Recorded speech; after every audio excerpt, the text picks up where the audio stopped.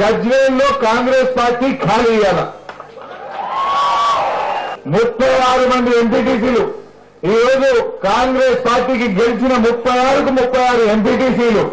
2 market committee చైర్మన్లు, 3 జెడ్పీటీసీలు, 52 మంది సర్పంచులు, వందలాది మంది వార్డు సభ్యులు, కోఆపరేటివ్ చైర్మన్లు, డైరెక్టర్లు, అసలు మొత్తంగా కాంగ్రెస్ పార్టీని చుట్ట ఖాళీ చేసి ఇవాళ